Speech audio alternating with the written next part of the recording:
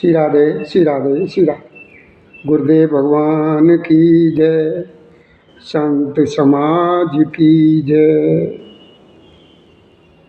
सब भक्तन की जय, सियापति रामचंद्र की जय। भैया शांति के साथ आप सभी लोग अपना अपना स्थान ग्रहण करें और प्रभु श्री जी की कथा को श्रवण करेंगे। और भैया हमारे सभी कथा प्रेमियों का हमारे इस YouTube चैनल पर शिवधाम आश्रम में बहुत बहुत स्वागत है, बहुत बहुत स्वागत है। हमें बड़ी प्रसन्नता होती है कि आप लोग जो है ना हमारे शिवधाम आश्रम से जो कथाएं श्रवण कराई जाती हैं भगवान राम की, उनको सुनते हैं। तो चलिए आज हम आपको एक ऐसी कथा लक्ष्मी जी की सुनाएंगे जो आपने अभी तक सुनी ही नहीं होगी। तो कथा श्रवण करने की हमारे तरफ से आप लोगों से निवेदन है कि कथा श्रवण करने से पहले अगर हमारे इस YouTube चैनल पर पहले जुड़ रहे हैं तो इसको सब्सक्राइब जरूर कर दिया करें और बेल आइकन की भैया घंटी को ज़रूर दबा दें, जिससे जो है ना एक सब्सक्राइब जो है ना आपका हमारे लिए हमारे उसमें बहुत मायने रखता है। आपका एक सब्सक्राइब हमारे लिए बहुत मायने रखता है। तो इसलिए चलिए चलते हैं। आज कथा आपको ये श्रवण कराते हैं कि माँ लक्ष्मी जी को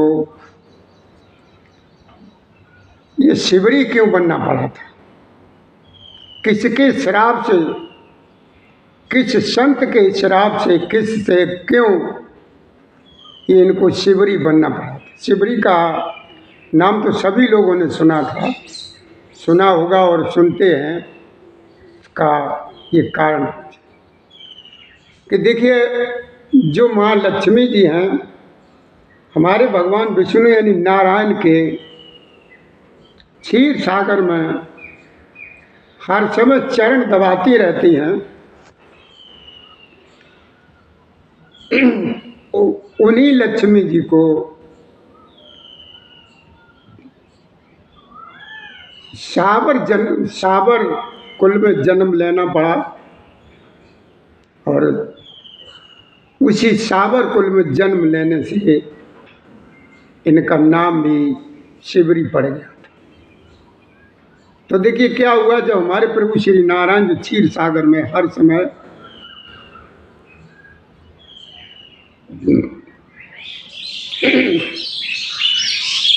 शेष शैया पर लेटे रहते थे और लक्ष्मी जी उनकी चरण दबाती रहती हैं, तो ये होता था कि लक्ष्मी जी चरण दबाते ही दबाते चरण दबाती रहती थी और नारायण वहाँ से उठ करके चले जाते थे। यानी भगवान विष्णु जो है ना छोड़ के चले जाते थे और बता के भी नहीं जाते थे हम कहाँ जा रहे हैं, कितनी देर में आएंगे, कब लौटेंगे और किसके पास जाते, कुछ नहीं बताते। माँ लक्ष्मी जी कुछ दिन, एक आध 2 दिन 3 दिन 4 दिन हो, कुछ नहीं बोली। जब एक दिन जब लौट के आए भगवान विष्णु नारायण, तब लक्ष्मी जी ने प्रभु से पूछ लिया कि हे प्रभु, हमें आप एक बात बताइए, आप जो है ना बीच बीच में प्रत्येक दिन उठ कर के चले जाते हैं प्रभु, आप कहाँ चले जाते हैं, किसके पास जाते हैं और क्यों जाते हैं। ये देखिए भैया लक्ष्मी जी ने जो पूछा है, ये स्वभाव करीब करीब मेरी प्रत्येक बहन बेटी के अंदर होता है। अगर मालिक उनका कहीं बगैर कहे प्रत्येक दिन नियम से चला जाता है तो उन्हें जो है ना शक होने लगता है, शक होने लगता है। आज भी ये चल रहा है और ये शक और ये शंका हमारी बहन बेटियों को उसी समय से शुरू हुई है जब लक्ष्मी जी ने प्रभु से नारायण से पूछा कि आप कहाँ जाते। तो नारायण से जैसे लक्ष्मी जी पूछने लगी एक दिन, तो नारायण ने कहा कि देखो लक्ष्मी जी, तुम्हें इनसे क्या करना है, इनसे क्या मतलब, क्या लेना देना है, तुम्हारा जो काम है आप वो करिए, हम कहाँ जाते हैं, क्यों जाते हैं, क्या करते हैं, क्या नहीं, इनसे कोई मतलब नहीं। तो लक्ष्मी जी ने कहा कि प्रभु, हमारा ये जानने का फर्ज है, हमारे ये फर्ज है कि हमें आपके बारे में ये पता होना चाहिए कि मेरा मालिक, मेरे पति देव कहाँ जाते हैं, क्यों जाते हैं और क्या करते हैं, वहाँ से इनको क्या मिलता है। नारायण ने बहुत समझाया, लेकिन लक्ष्मी जी नहीं मानी। या फिर हमें भी साथ ले चलिए वहाँ पर, आप जहाँ कहीं पर भी जाते हो हमें भी ले चलिए। बड़े ध्यान से श्रवण करना, ये बहुत अच्छी कथा है। अगर आप इसको अपने जीवन में उतार लेंगे, हमारी माताएं, बहनें, भैया, बंधु जो भी हैं, तो बहुत कुछ मिलेगा। तिरियाहाट, तो तिरियाहाट एक गांव में देखो हमारे यहाँ आज भी कही जाती है कि तिरियाहाट, बालहट, ऐसे जो कही जाती हैं, जो जिद कर लेती हैं तो वो कर ही लेती।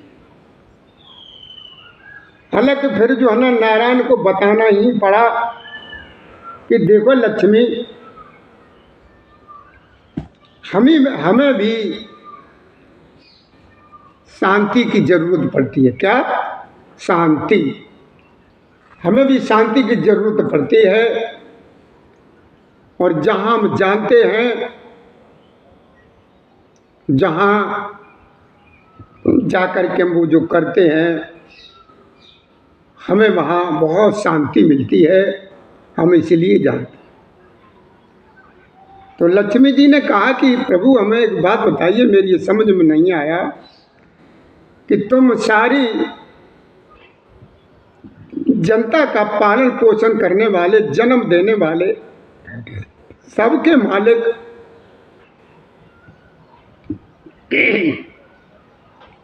आपको भी शांति की जरूरत है। मैंने किया बहुत नारायण, लेकिन नहीं मानी। वो यही कहने लगी, प्रभु हम आपकी पत्नी हैं, ये हमारा पूछने का अधिकार है। उन्होंने कहा चलो ठीक है। तो उन्होंने, नारायण ने बता दिया कि देखो लक्ष्मी, हम यहाँ से जाते हैं, एक संत पुरुष हैं, संत हैं, एक महात्मा हैं, एक साधु हैं, वो बहुत अच्छी बातें बताते हैं, बहुत अच्छा बोलते हैं, और उनके वो कथाएं हैं, उनके जो वचन हैं, सत्संग है, वो सुनने से हमें बहुत शांति मिलती है, शांति का अनुभूत होता है, इसलिए हम वहाँ जाते। तो लक्ष्मी जी ने कहा हमें भी ले चलिए। तो नारायण ने कहा कि नहीं, देखो लक्ष्मी, तुम वहाँ पर ना चलो, वो अच्छा है। कि देखिए संतों का, कहते ना, एक संत का, एक साधु का, एक जल का, एक पानी का, एक राजा का, एक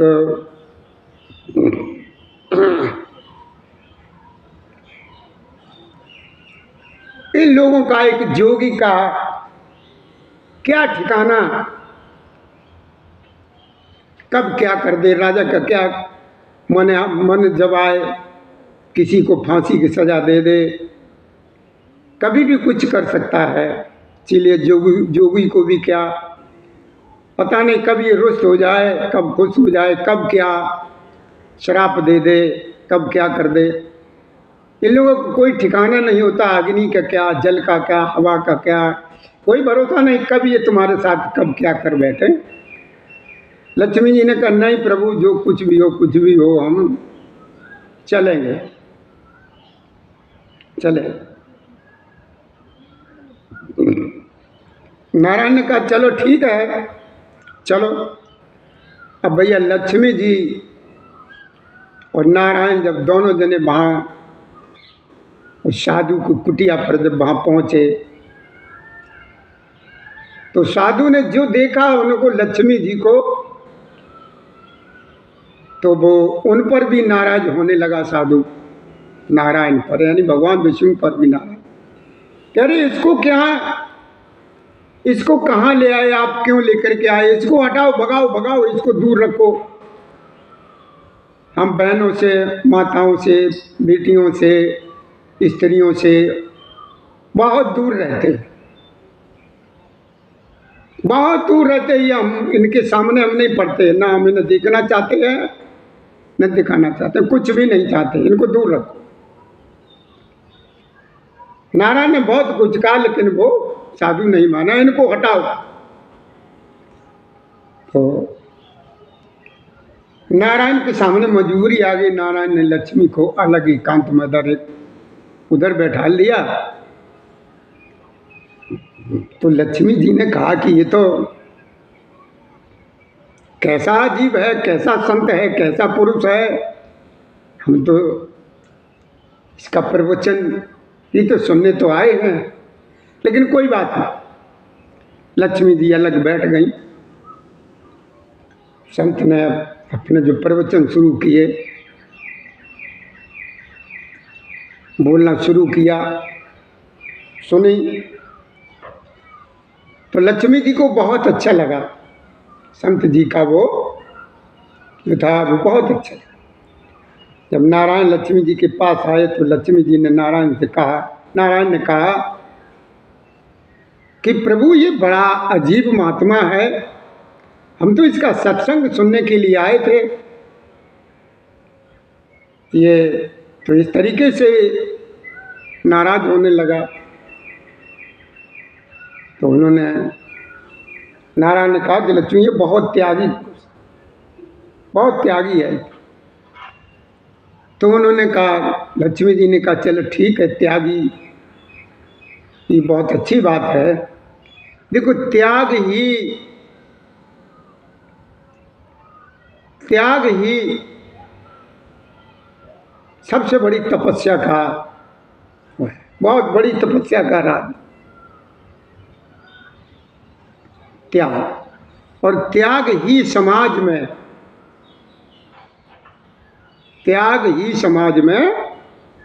हर तरीके का अपना वो बढ़ा देता है,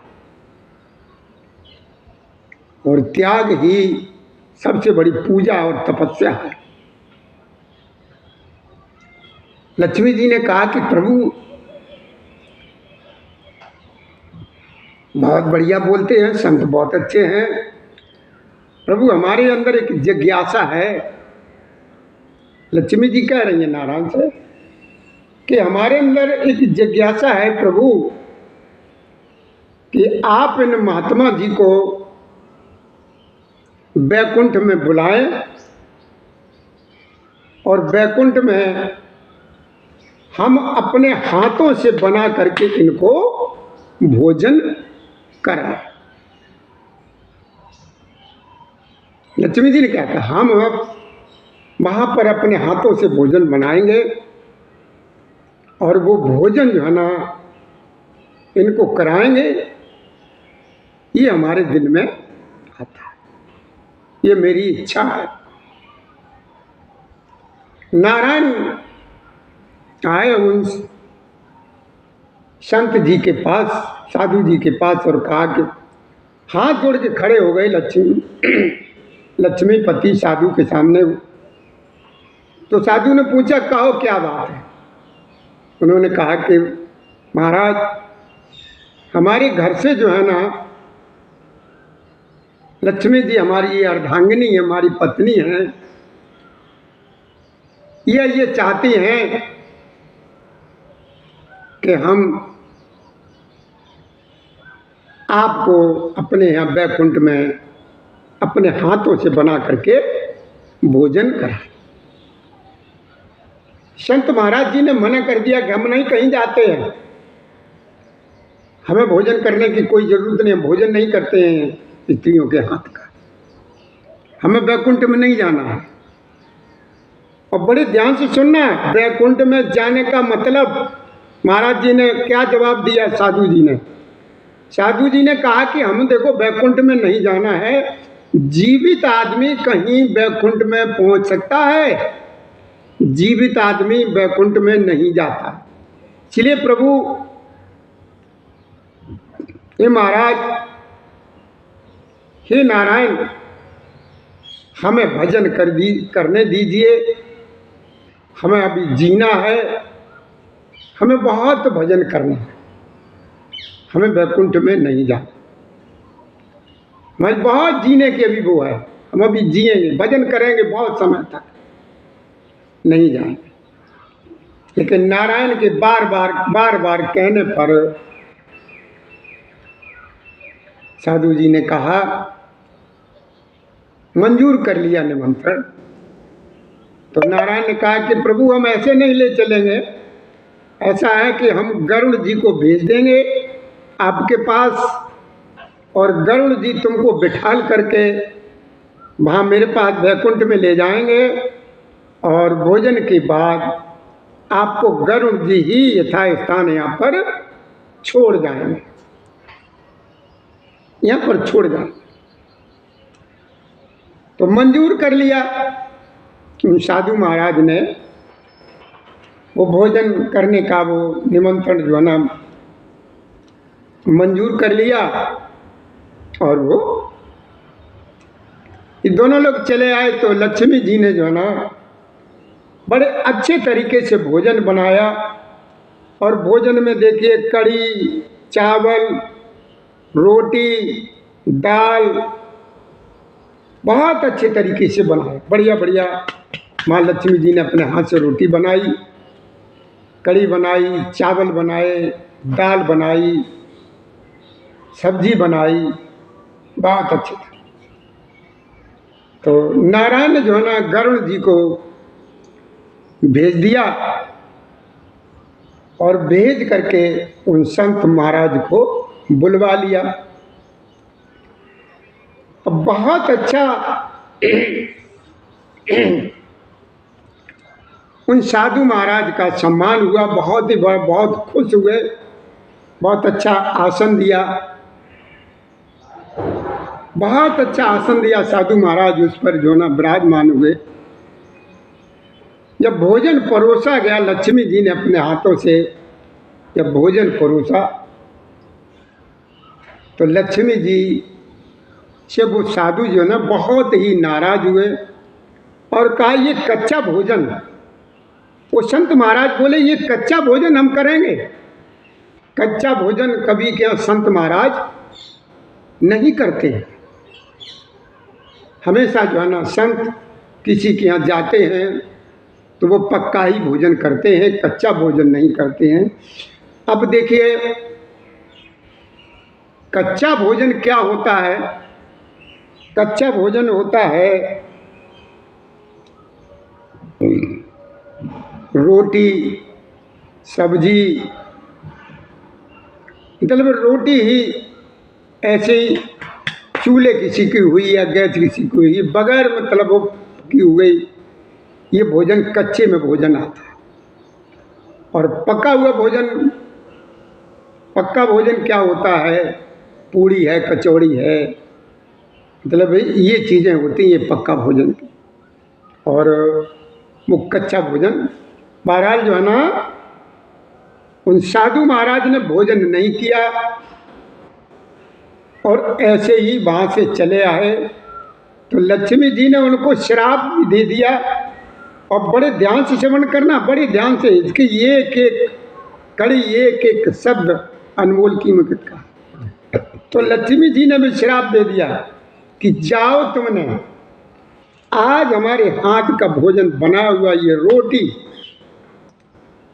कितने अच्छे तरीके से गाय के घी से, गाय का घी अमृत बोला जाता, उससे हमने वसी कर करके रोटी तुमको खिलाई। तुमने अपमान किया मेरा, मेरे अन्न का अपमान किया, तुमने मेरा अपमान किया। जाओ तुम आज से रोटी पर रोटी रख करके नहीं खा पाओगे। लक्ष्मी जी ने श्राप दिया उन महाराज जी को, रोटी पर रोटी रख करके नहीं खा पाओगे, आज से तुम ऐसे ही अपनी जैसे सूखी टूकी। आपने देखा होगा महात्माओं का जो भोजन बनता है, आपने देखा वो टिक्कर बनाते हैं ऐसे ऐसे, एक टिक्कर में ही शायद एक खुराक पूरी बन जाती है। मतलब दूसरे उस टिक्कर में हाथ भी नहीं लगाना पड़ता है आपको, एक ही रोटी में काम हो जाता है। बहुत आनंद आता है संतों की इनके टिक्करों में। तो ये हमारी लक्ष्मी जी का ही इन संतों का श्राप लगा हुआ है कि ये रोटी पर रोटी रख करके कभी नहीं खा। आपने देखा हो ये हाथ पे ही रोटी पकड़ के खाते हैं, अक्सर करके देखा होगा आपने। भोजन जो ये संत महात्मा लोग बनाते और करते हैं उनका अजीब ही हिसाब होता है। तो ये ध्यान में रखने के लक्ष्मी जी का ही ये श्राप लगा हुआ। अब क्या हुआ,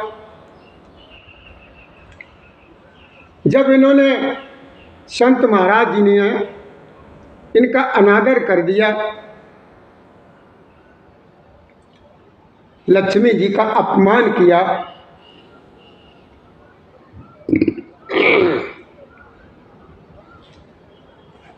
तो संत ने भी इनको एक बहुत बड़ा, बहुत भयंकर आशीर्वाद दिया। आशीर्वाद तो नहीं कहना चाहिए, उसको श्राप ही कहना चाहिए कि जाओ तुमने आज हमारा अपमान किया। साधु महाराज ने जो शबरी जी को लक्ष्मी जी को जो श्राप दिया कि जाओ तुमने हमारा अपमान किया है, तुमको एक बार श्रावण मतलब साबर कुल में जन्म लेना पड़ेगा। साबर कुल यानी जो साबर कुल, जो जंगलों के राजा होते हैं ना, जिन्हें कोल भील बोलते हैं, उनमें जन्म लेना पड़ेगा और हजारों वर्ष तक आपको इंतजार करना पड़ेगा, तब तुमको जाकर के कहीं राम मिलेंगे। अच्छा, अब क्या हुआ देखिए, अब जो हुआ संत जी ने श्राप दे दिया। अब क्या हुआ, रोजमर्रा का कार्य जो है ना वो चलने लगा। देखिए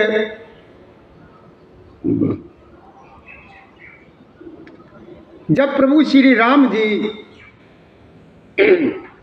वन में जब गए हैं, प्रभु श्री राम जी जब वन में गए हैं, और ये जो शिवरी जी जो हैं, जब शिवरी जी जब वन में गई थी और वहाँ मतंग ऋषि जी के आश्रम, इनका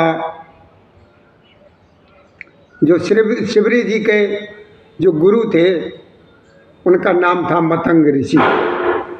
मतंग ऋषि इनके गुरु जी का नाम था, और मतंग ऋषि जी के आश्रम में ही रहती थी, आश्रम के पास ही रहती थी अपनी कुटिया बना के। तब शिवरी जी की उम्र थी 10,000 वर्ष की,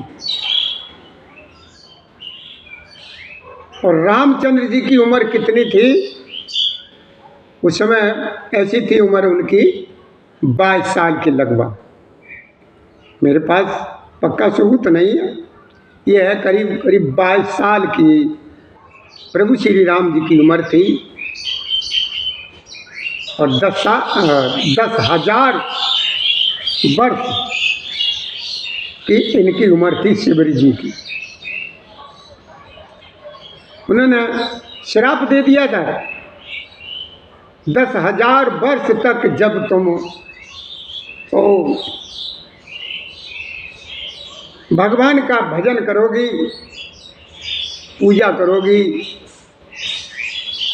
संतों का साथ करोगी, तब जाकर के तुम्हें जो है ना प्रभु श्री राम जी तुम्हारे आएंगे, तब तुम्हारा उद्धार।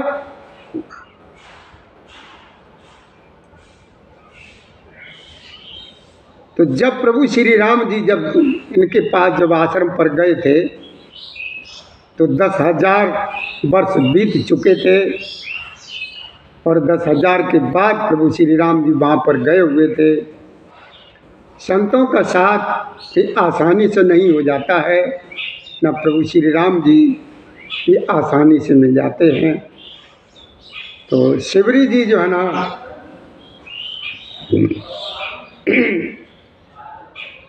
भगवान को पाने के लिए बहुत ही दिनों तक तप किया। वो ऐसा तप किया कि शिवरी जी अपने केसों से रास्ता साफ करती थी, अपने केसों से रास्ता साफ करती थी यहाँ तक। तो अब आप लोगों की ये समझ में आ गया होगा, सुन लिया आपने। कहाँ देखिए लक्ष्मी जी, और लक्ष्मी जी को क्या बनना पड़ा। एक शबरी, एक शबर जाति की ऐसी जात होती है जिस पुरुष या स्त्री की किसी के ऊपर छाया भी पड़ जाती है तो उस पुरुष को नहाना पड़ता है, तो उस पुरुष को नहाना पड़ता है। तब कहीं अपने को वो ये उम्मीद करता है कि अब हम पवित्र हो गए। और उसी के यहाँ, उसी शिवरी जी के यहाँ देखिए भगवान को खुद चल कर के स्वयं जाना पड़ा। जो भगवान ने देखिए उन नारायण से, वो उन साधु जी से कहा था वो हमारी अर्धांगिनी है, वो हमारी भामनी हैं लक्ष्मी जी, इसलिए प्रभु आपको जो है ना हमारे यहाँ भोजन करने के लिए चलना ही। तो जब मंजूर कर लिए तो देखिए भामनी का मतलब ही होता है स्त्री। भामनी का मतलब आप लोग और कुछ न समझें कि भामनी का मतलब ही होता है वो भामनी यानी अर्धांगिनी, मेरी पत्नी। मंजूर कर लिया उन्होंने, गए थे। तो भैया देखिए आप इस कथा से बहुत बहुत जरूर प्रभावित हुए होंगे और आपने बहुत कुछ जाना कि लक्ष्मी जी को कैसे, ये तो सबको ही जाना, ये नहीं शबरी जी की कथा तो आपने बहुत सुनी, लेकिन ये नहीं समझने की कोशिश की हो, ना किसी ने बताया भी नहीं होगा कि आखिर ये शिवरी जी है कौन। और तुमने कथा कल परसों ही आप लोगों को ये श्रवण कराई थी कि शिवरी जी कौन थी, क्या थी, पूर्व जन्म में क्या थी। तो भैया इसी के साथ अब हम आगे चलते हैं। भैया हमने आपसे निवेदन है वो हमने पहले ही कर दिया। और भैया देखिए इस वीडियो को भी बड़े अच्छे तरीके से शुरू से लेकर के अंत तक पूरा सुना, तब आपको कुछ वीडियो से मिलेगा। तो भैया देखिए इस वजह से शिवरी जी को जो है ना लक्ष्मी जी को शिवरी बनना पड़ा। और देखिए आपने क्या क्या आज आपने सुना कि संतों को जो है ना रोटी पर रोटी रख करके नहीं मिलती है, मतलब खाने का श्राप ही लगा हुआ। और संतों को कभी भी कच्चा भोजन नहीं कराना चाहिए संतों को। और शिवरी जी को प्रभु श्री जी का इतना समय तक यानी हजारों वर्षों तक प्रभु का इंतजार क्यों करना पड़ा था कि उन्हीं साधु जी का श्राप लगा हुआ इस वजह से। और जब ये वहाँ पर गई हैं आश्रम पर, तो ये सब श्राप एक दूसरे ने दिया। उन्हें ना खाना खाने के दिया, और प्रभु श्री जी ने जो वहाँ पर शिवरी जी का उद्धार किया था, जो भी किया था उस समय, वो भी इन संतों का ही श्राप था। तो भैया आज की कथा को भाई यहीं पर ही आपसे विराम देते हैं कि आप और कल दूसरी कथा श्रवण कराएंगे। जय श्री राधे, जय श्री कृष्ण, श्री कृष्ण गोविंद हरे मुरारी, हे नाथ नारायण वासुदेवाय नमः। तो भैया हमारे YouTube चैनल से आपको जुड़ने के लिए, हम लोगों से जुड़ने के लिए आपको बहुत बहुत धन्यवाद, आपका स्वागत है। जय श्री राधे, जय श्री कृष्ण गोविंद हरे मुरारी, हे नाथ नारायण वासुदेवाय नमः।